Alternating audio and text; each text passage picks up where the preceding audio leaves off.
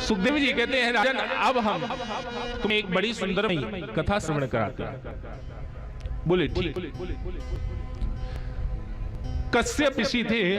कश्यप ऋषि की अनेक पत्नियां थी। दिति, अदिति, दनु, काष्ठा, सुरसा नामक अनेक पत्नियां थी। लेकिन इनमें जो महाराज दिति नामक पत्नी थी, अदिति माता के जितने भी बच्चे थे सब महाराज भ्रमण कर रहे थे, पता नहीं। उन्होंने सोचा मेरे सब बच्चे इधर उधर हैं, लेकिन मैं क्या करूं, सोच ही नहीं है। तो भगवान ने इनको वरदान दिया। बोले ठीक है, कोई बात नहीं। किसी संत महापुरुष ने बताया तुम पयो व्रत करो तो तुम्हारे यहां पर संतान अवश्य होगी। तब इन्होंने फाल्गुन मास में शुक्ल पक्ष में 12 दिन का पयो व्रत किया था। इनके संतान नहीं थी, तो जब संतान नहीं थी तो 12 दिन का इन्होंने फाल्गुन मास में व्रत किया था, और व्रत करने से इनके संतान हो गई। और इन्होंने व्रत भी पयो व्रत किया। मतलब पयो व्रत मतलब दूध का, सिर्फ दूध का आहार करते 12 दिन तक, और कुछ भी नहीं। तब जाकर इनकी संतान हुई। और वह कौन थे? कोई और नहीं कि तम तुम वामनम दृष्ट्वा मोदमाना महर्षया कर्माणि कारयामासु पुरस्कृत्य प्रजापति।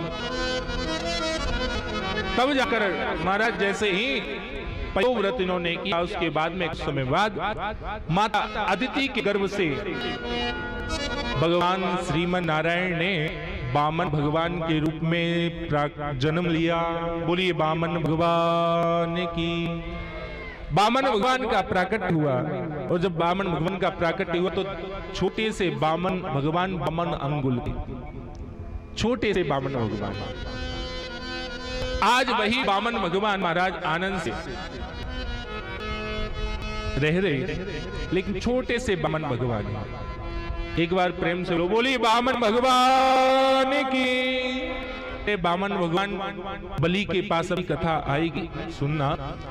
वामन भगवान बलि के पास भिक्षा लेने पहुंचे थे। एक बार प्रेम से बोली राधे राधे राधे राधे। ऐसे छोटे से वामन भगवान वामन अंगुल के हैं। आज छोटे से वामन भगवान सबके द्वार पर जा रहे भिक्षा मांगने। बोले क्या हुआ? आज राजा बलि के द्वार पर भी भिक्षा लेने के लिए गए हैं, लेकिन जैसे ही राजा बलि के द्वार पर गए, क्योंकि इनसे इन्होंने भिक्षा ला कर दी, लेकिन इनके गुरुजी बृहस्पति जी ने कहा, बोले भैया हम भिक्षा तो लेंगे, लेकिन भिक्षा ये नहीं लेंगे, हमें त्रैलोक की संपदा चाहिए। बोले त्रैलोक की संपदा कहाँ मिलेगी? बोले नर्मदा नदी के किनारे जाओगे तो राजा बलि यज्ञ कर रहे हैं, और जो राजा बलि यज्ञ कर रहे हैं ना, तो जो राजा बलि यज्ञ कर रहे हैं वहां पर जाकर अगर उनसे भिक्षा लोगे तो वे जरूर देंगे। आज वही हुआ, वामन भगवान पहुंचे राजा बलि के पास और भिक्षा के लिए भिक्षा मांगने। लेकिन जैसे ही भिक्षा मांग रहे, मांगते मांगते क्या हुआ, उन्होंने कुछ कहा नहीं। बोले हमें भिक्षा में कुछ नहीं चाहिए, लेकिन सिर्फ 3 पग भूमि चाहिए। 3 पग भूमि चाहिए, आप बस हमको 3 पग भूमि दे दीजिए। लेकिन जब ये कहा 3 पग भूमि हमको चाहिए, बोले ठीक है भैया 3 पग भूमि देंगे। आज वही हुआ, 3 पग भूमि की बात हुई। अब राजा बलि ने कहा 3 पग भूमि? बोले 3 पग भूमि में क्या होता, आपका आसन भी नहीं आएगा। बोले फिर क्या करें? बोले नहीं प्रभु हमें 3 पग ही चाहिए।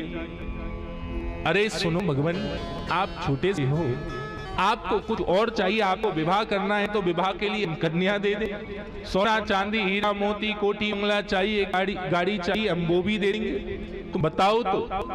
बोले नहीं हमें कुछ नहीं चाहिए, हमें 3 पग भूमि ही चाहिए। बोले अब क्या करें? पास में शुक्राचार्य जी राजा बलि के गुरु जी थे, दैत्यों के गुरु हैं शुक्राचार्य। शुक्राचार्य जी बैठे हुए थे। शुक्राचार्य जी ने कहा अच्छा। आज जब शुक्राचार्य जी ने जब ये बात कही, बोले ठीक है भैया। शुक्राचार्य जी ने कहा देखो भैया, ये कोई और नहीं, ये ना वामन है ना 53 कोई नहीं है, ये साक्षात परम प्रभु परमात्मा है। बोले अच्छा? बोले हाँ। बोले ठीक है। आज जब इतना बोला परम प्रभु परमात्मा है ये, बोले ठीक है। राजा बलि ने कहा अभी तक तो द्वार पर मेरे अनेक लोग मांगने आए, लेकिन आज देख रहा हूं कि त्रैलोक की संपदा वाला परम प्रभु श्रीमन नारायण आज मेरे द्वार पर भिक्षा के लिए आया है। आज जैसे ही देखा सोई बलि प्रसन्न हुए। बलि ने कहा हम जरूर भिक्षा देंगे, लेकिन शुक्राचार्य जी मने कर रहे। बोले भिक्षा के चक्कर में ये त्रिलोक की संपदा ले लेगा आपसे, लेकिन नहीं माने। जब नहीं माने बोले अब क्या करें?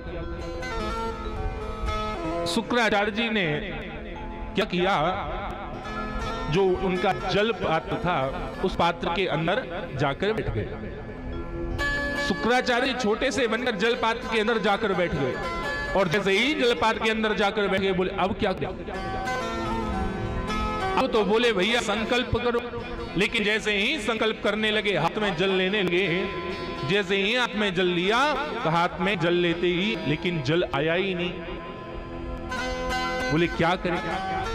हाथ में जल लेने के लिए जैसे ही महाराज जल डालना चाहा, लेकिन हाथ में जल नहीं आया। बोले क्या करना चाहिए? तो जाकर वामन भगवान ने कुसा को लिया। कुसा को लेकर उसके छेद में, पात्र के छेद में जैसे डाला तो उसमें से झांककर शुक्राचार्य जी देख रहे। तो शुक्राचार्य जी के एक नेत्र में लग गया, और एक नेत्र में लगने से उनका नेत्र फूट गए। अब बोले अब क्या करें? तब एकदम बाहर आए। फिर भी मन किया शुक्राचार्य जी ने, लेकिन राजा बलि नहीं माने। राजा बलि ने कहा मैं जरूर भिक्षा दूंगा, दान दूंगा। बोले ठीक है। अब 3 पग भूमि जैसे ही देने लगे। बोले ठीक है।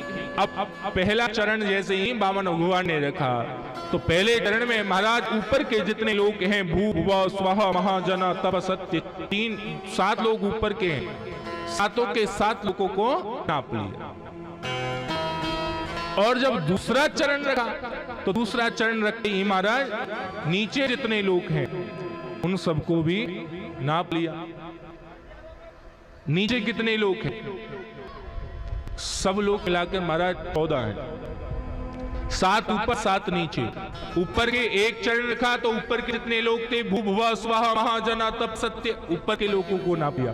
दूसरा चरण रखा तो नीचे जितने लोग हैं, अतल वितल सुतल तलातल महातल रसातल पाताल, नीचे के सब लोगों को नाप लिया। अब बोले अब क्या करें? अब बचे महाराज तीसरा चरण। अब बोले तीसरा चरण कहां रखें? लेकिन बचा नहीं। पूरी त्रिलोक की संपदा महाराज भगवान वामन खड़े रहे। इस तरह से गोविंद अपने भक्तों पर कृपा करते हैं। प्रेम से बोलो राधे राधे।